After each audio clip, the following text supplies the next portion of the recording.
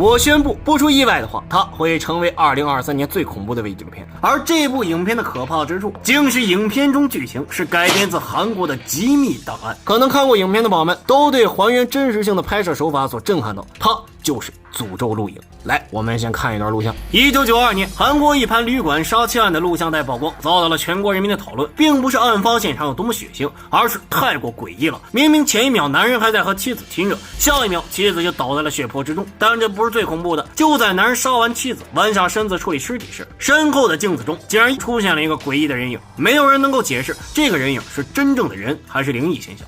后来警方在深山中逮捕了男人，可此时的男人像是恢复了理智，对于杀死妻子一事完全不记得了。但视频证据在此，男人被判处终身监禁。没多久，男人就被发现自杀在了监狱内。自此之后这盘录像带还有有关杀妻案件的档案全都被封锁了起来。直到17年后，监察厅在销毁这部分档案时，有关杀妻案件的档案被法制频道总监嘎达哥和一名女记者带走了。他们原本是想利用此次案件给节目加次热，可没想到这档案看着看着就觉得脊背发凉啊，同时对镜子中诡异人影颇有兴趣。很快，嘎达哥就带着摄制组开始了对此次案件的调查。他们首先去了当年杀妻案的旅馆，而那间房子早已成了杂物间。他们将房间还原成了17年前的样子，还安装了高清摄像头，就为了能再次捕捉到诡异人影。可拍了很久什么都没有拍到。嘎达哥他们又走访了附近的居民，不过对于此事他们大多是一知半解。后来嘎达哥他们找到了当年的房屋中介，得知当年旅馆的主人是一个老人。中介告诉嘎达哥，老人现在就居住在旅馆的最顶层。听到这里，嘎达哥几人立刻返回了旅馆，可通往顶层的楼梯间被封锁。嘎达哥在这里蹲了好几天才见到老人本人。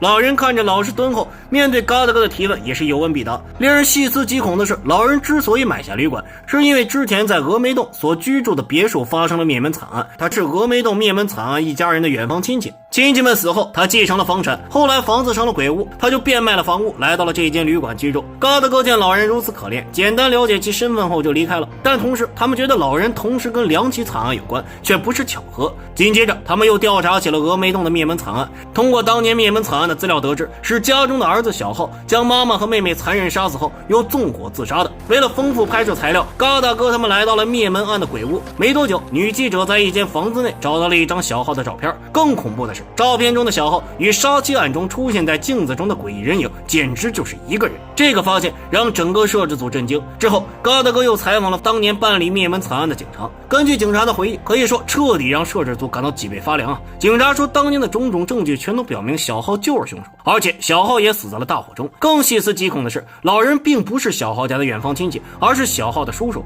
这样看来，杀妻案中的诡异身影其实就是小浩的鬼影。那小浩叔也就是老人，那他为何撒谎自己的身份呢？嘎达哥他们再次去找小浩叔，结果一连等了几天，小浩叔就像是人间蒸发了一样。不过好在确定了灵异案件后，嘎达哥觉得那就好办了呀，于是请神婆来看看，说不定还能和小浩的鬼魂联系上。如果真的能办到，那这期节目的收视率绝对能打破历史记录可肆无忌惮的摄制组们殊不知他们即将自食其果。这是一段极为真实的招魂仪式。神婆带领摄制组来到了有名的鬼宅，神婆在前方带路，一间屋子一间屋子的寻找。身后的摄制组人员拎着一只大公鸡，其中大公鸡毫无动静。结果在进入一个房间后，公鸡开始躁动不安。神婆知道就是这儿了。紧接着，神婆拿出红豆撒满了房间，然后让女记者沿着墙边也撒了一盆。之后，神婆拿着公鸡抹了脖子放血，最终将鸡血抹在脸上，并咬住一张白纸。此刻招魂仪式正式开始，只见神婆不断来回走动，紧接着命人在走廊处铺了一张白纸，很快白纸上出现一连串的鸡爪印，看方向是去了2楼。神婆一路来到2楼，发现了一个紧闭着的房门。然而就在神婆即将打开时，突然院子外传来一阵声响，摄制组监制嘎达哥带人出去查看，结果发现他们进来的洞口被人封死了。然而更恐怖的事情还在后面，只见那名女记者像是中邪一样，拿着锤子诡异地站在他们身后。摄制组无奈只能暂时停止录制，赶紧把女记者送去医院。可此时的摄制组没有想到，等待他们的将是恐怖的遭遇。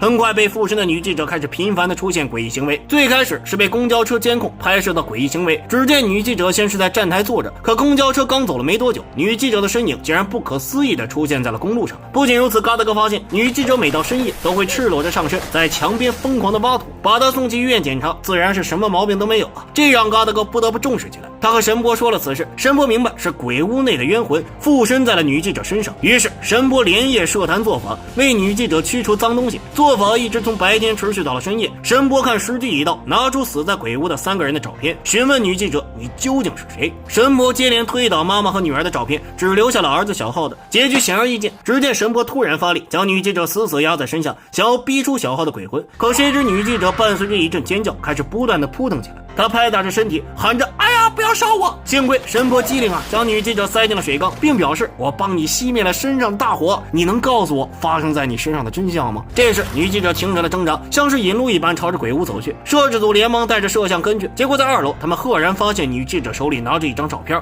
而这张照片上的人彻底颠覆了嘎达哥他们一直以来调查的所谓的真相。只见照片上是小浩一家人，而小浩爸和小浩叔竟然是双胞胎，双腿完好的是小浩爸，双腿残疾的应该是小浩叔。原来当年小浩爸留下妻儿后参加了越战，后来战争归来，心里遭受了创伤，他去了一所名义上为有战争心理创伤患者开导的福利院。从资料上显示，小浩爸就是在福利院被查封后失踪了，但至今生死不明。但查到这里，嘎达哥却突然越想越不对劲了。突然像是开窍的他发现了一个大 bug。之前摄制组采访过小浩叔，发现他的腿完全没什么毛病，所以活着的应该是小浩爸。而从17年前开始，小浩爸就假装成了小浩叔，但他为什么这么做呢？发现了如此惊天秘密的嘎达哥刚准备和摄制组成员沟通，结果却接到了女记者妈妈的电话，被冤魂附身的女记者失踪了。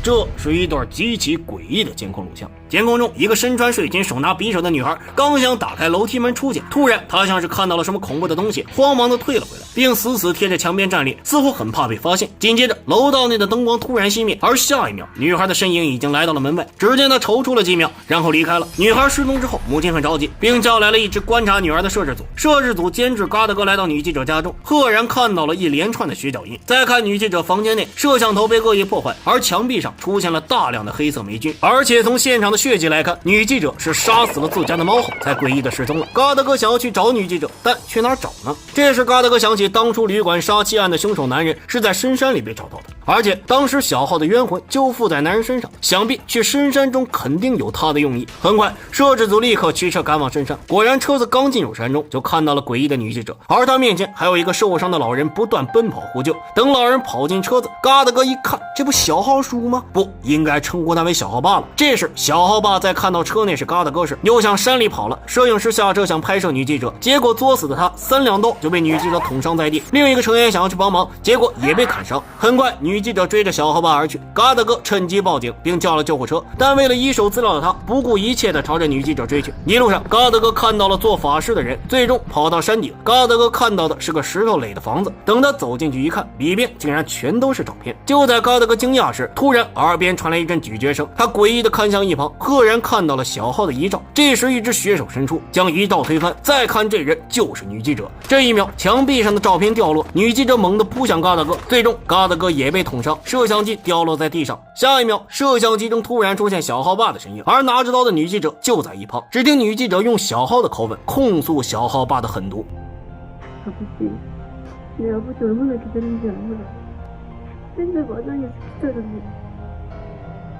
最终，女记者举起刀，狠狠地捅死了小浩爸。至此，影片结束。看到这里，很多宝们都会觉得什么小浩叔、小浩爸的都迷瞪了。别着急啊，让阿松哥顺着时间线给你捋一捋。几十年前小浩爸参加了越战，留下了妻子和儿子在家。后来战争结束，他回国了，但被强行抓进了福利院。结果福利院虐待患者，手段可以说是惨无人道啊。根据资料显示，小浩爸也加入了施暴行列，而且还有精神疾病。没多久，福利院被查封，小浩爸趁机逃了出来。结果回家之后他发现妻子和坐轮椅的弟弟，也就是小浩叔在一起了，而且还住起了大房子，有了个女儿，生活很是美好。小浩爸虽然回家了，但前面也提到过他有精神疾病再加上峨眉洞这座鬼屋之前就是个坟地，或许是之前诡异能量不够，小浩一家并没有受到影响。但由于小浩爸精神异常，所以被诡异能量干扰。在回家的第3年，他就残忍地杀死了小浩叔、妻子还有他们所生的小女儿。最终小浩爸将这一切嫁祸在了亲儿子小浩身上，并纵火烧死小浩，伪造小浩畏罪自杀的表象。而小浩爸由于和小浩叔长得一模一样，所以于是在案发后他冒充小浩叔逃避了法律的问责。后后来小浩爸买了一间旅馆，也就是视频最开始发生杀妻案的旅馆。结果没想到小浩的冤魂缠上了小浩爸，开始在旅馆制造灵异事件。所以这盘录像带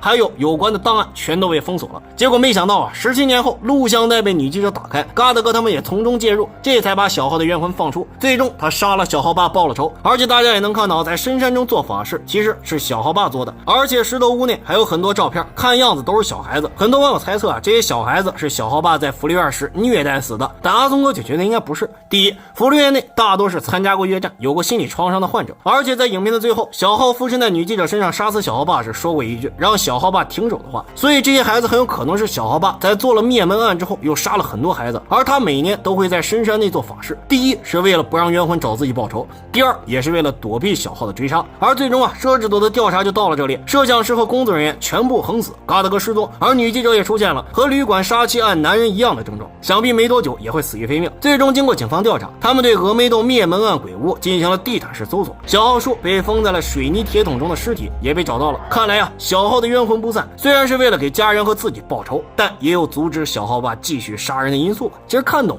整部电影的剧情就很好理解，就是伪纪录片的拍摄手法，给故事营造的诡异氛围、恐怖效果那真是杠杠的。推荐宝宝们去看一下原片。Goodbye everyone。